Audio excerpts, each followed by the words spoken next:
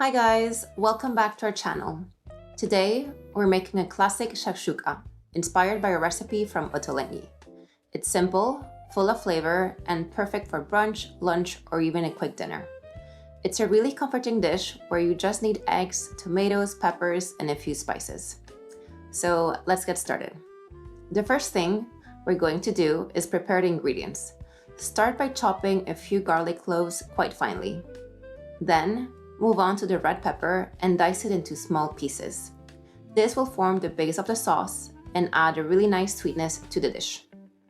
In case you are new here, we are a French Peruvian couple living in London.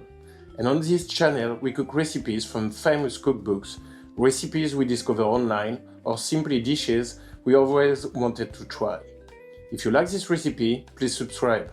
Your support really helps our small channel grow. Once the garlic and pepper are chopped, we are going to prepare the tomatoes. We are using cherry tomatoes, but you can also use plum tomatoes depending on what you have at home. Just cut them roughly, they don't need to be perfect since they will cook down and help create the tomato sauce. Once that's done, all the prep is ready.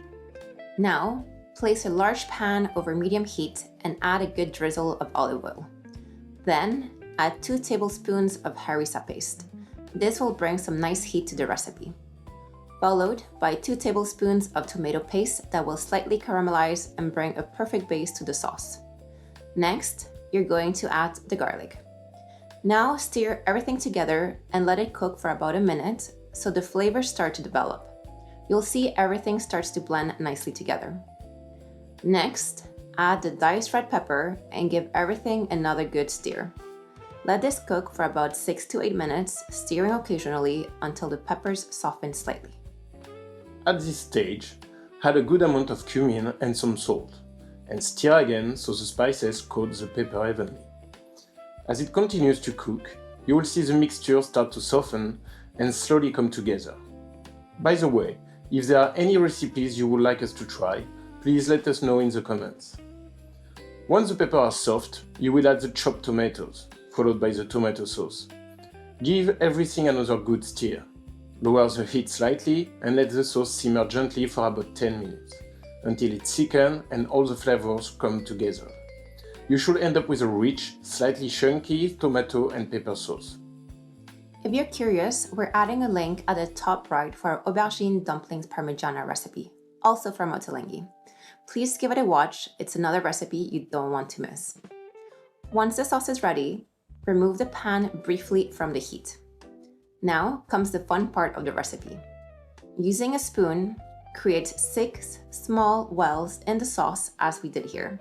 Of course, the number of wells depends on how many eggs you want to use.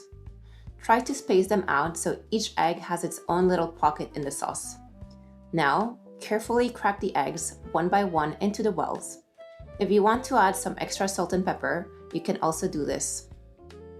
Here's a small tip. You can gently spread a bit of the egg's white with a spoon or fork, so the surface of the sauce is more evenly covered.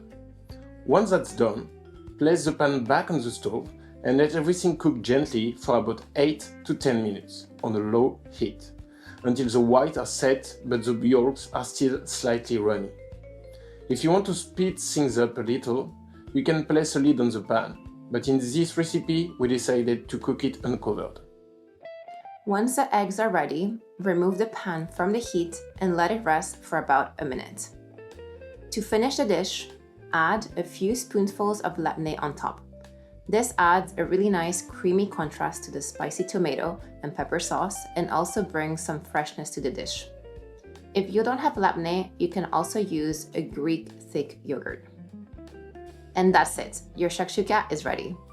Serve it straight from the pan with some warm bread because you'll definitely want to scoop up all that sauce and those runny egg yolks. It's a simple dish, but incredibly flavorful and perfect to share. So here's our honest review.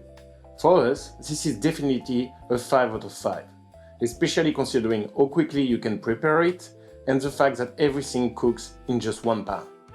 If you enjoy this recipe, please give us a like and subscribe. It really helps our channel grow. And if there are any recipe you would like us to try next, let us know in the comments. Thank you very much for watching and enjoy.